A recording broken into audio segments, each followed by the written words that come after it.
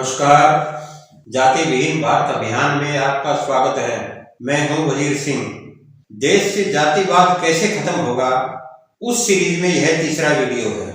आपसे अनुरोध है कि इस चैनल को सब्सक्राइब करें, लाइक करें और ज्यादा से ज्यादा शेयर करें। पहले वीडियो में हमने बताया था कि जातिवाद खत्म करने के लिए क्या संवैधानिक संशोधन करने पड़ेंगे, और दूसरे वीडियो में बताया था कि जातियां खत्म करने के लिए क्या कानून बनाना पड़ेगा और उसमें क्या प्रावधान हो सकते हैं। पहला वीडियो जातिवाद और दूसरा वीडियो जातियां खत्म करने के बारे में था। आज के वीडियो में हम अनुसूचित जाति और अनुसूचित जनजाति को सामान्य वर्ग के अनुरूप बनाने के लिए क्या आर्थिक कदम उठाने पड़ेंगे, उसके बारे में बात करेंगे। अनुसूचित जाति को शूद्र कहा जाता था, परंतु बाबा साहब अम्बेडकर उनको अछूत और बहिष्कृत कहते थे।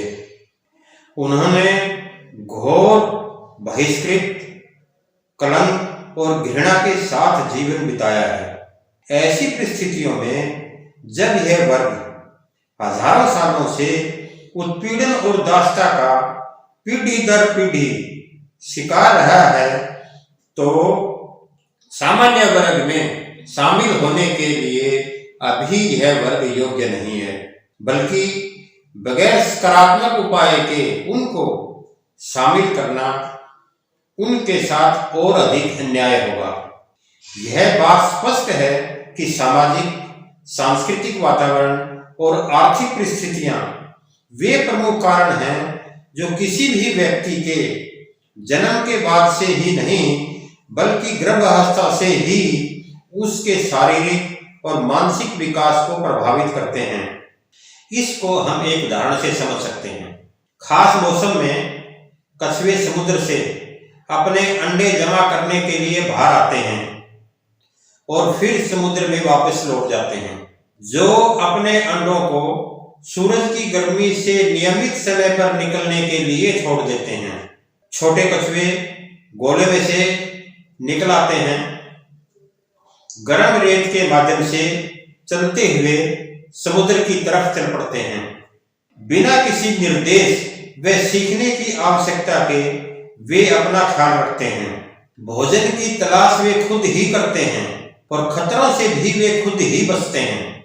ये कछुए बिना सीखे और मदद के बड़े हो जाते हैं, क्योंकि इनका मानसिक तंत्र गोले से निकलते ही काम करना शुरू कर देता है। बहुत से जीव इस तरह से अपनी देखभाल कर सकते हैं, लेकिन मनुष्य का निर्माण पूरी तरह से अलग हुआ है। जब एक बच्चा पैदा होता है तो वह उसकी देखभाल करने में पूरी तरह से असमर्थ होता है और वर्षों तक उसको मदद की जरूरत पड़ती है। वास्तव में मनुष्य का पूर्ण मानसिक रूप से विकसित होने में 20 या इससे अधिक साल लग जाते हैं। उसका विकास कैसा रहेगा वह इस बात पर निर्भर करता है कि जन्म से लेकर बालिग होने तक किन परिस्थितियों में उसका लालन पालन हुआ है। हमारी सामाजिक व्यवस्था में अनुसूचित जाति और अनुसूचित जनजाति हमेशा गरीबी, अछूत और प्रतिकूल परिस्थितियों में हजारों सालों तक रहे हैं। इस तरह से इनका विकास सामान्य वर्ग के बराबर नहीं हो सकता। अतः इन वर्गों को सामान्य वर्गों के बराबर नहीं रखा जा सकता।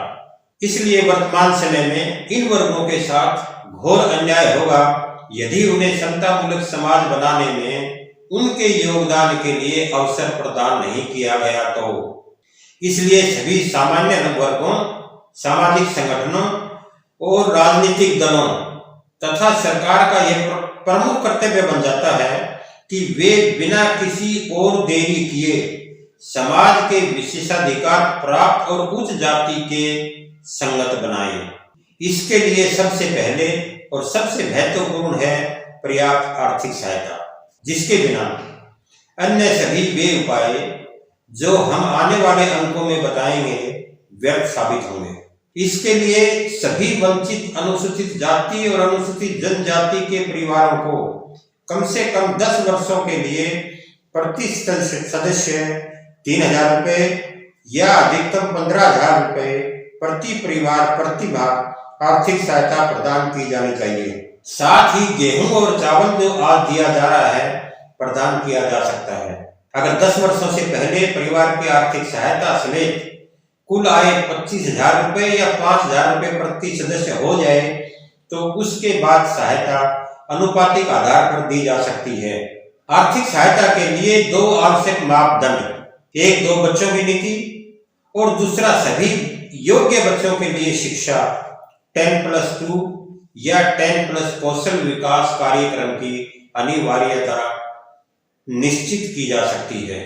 एक बार जब यह आर्थिक सहायता मिलनी प्रारंभ हो जाए तो इस अनुसूचित और जाति और अनुसूचित जनजाति वर्ग को सामान्य वर्ग विशिष्ट कहा जा सकता है। जब एक परिवार को एक निश्चित आमदनी शुरू हो जाएगी तो वह अपने परिवार के विकास के बारे में सोचेगा, उसमें आगे बढ़ने की इच्छा होगी, वह दूसरों के साथ तुलना करना शुरू कर देगा और यही प्रतिस्पर्धा उसको आगे बढ़ाएगी और समाज में समान स्थान पाने में पूर्ण रूप से समर्थ होगा। वर्तमान में देश की जनसंख्या 135 करोड़ है, जिसमें प्रत्येक परिवार में 5 सदस्यों की औसत के अनुसार अनुसूचित जाति और अनुसूचित जनजाति के लगभग 6 करोड़ 65 लाख परिवार हैं। यह मानते हुए कि 75 सालों में 30% भी अगर सशक्त हो चुके हैं तो बाकी लगभग 4 करोड़ 65 लाख परिवार आज भी उसी दयनीय स्थिति में हैं, जिन्हें आज तक भी आजादी क्या है उसका कोई भी एहसास तक भी नहीं है। उनके आसपास तो आजादी है पर उनके लिए नहीं है।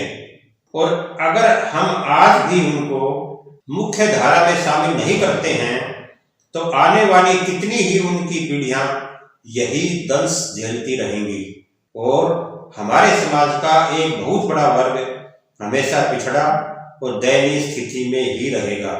उनको मुख्य धारा में शामिल करने के लिए हमें बाबा साहब के जातिवाद खत्म कर समतावादी समाज के सिद्धांत को मानना ही पड़ेगा।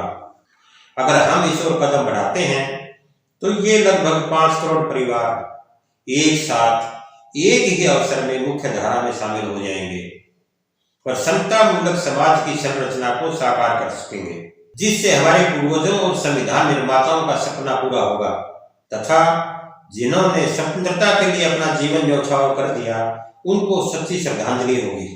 इसके लिए सभी सामाजिक संगठनों, राजनीतिक दलों व सरकार को जोरदार तरीके से इस दिशा में कदम उठाने पड़ेंगे और इसमें सबसे ज्यादा महत्वपूर्ण भूमिका अम्बेडकरवादी संगठनों और बाबा साहब की विचारधारा में विश्वास रखने वालों की होगी। लगभग सभी राजनीतिक दल बाबा साहब को आगे रखकर और उनके आदर्शों पर चलने की बात कर ही वोट मांगते हैं। अब वास्तव में उनके सपनों को साकार करने का समय आ गया है। इस अंक में बस इतना ही। धन्यवाद। जय हिंद।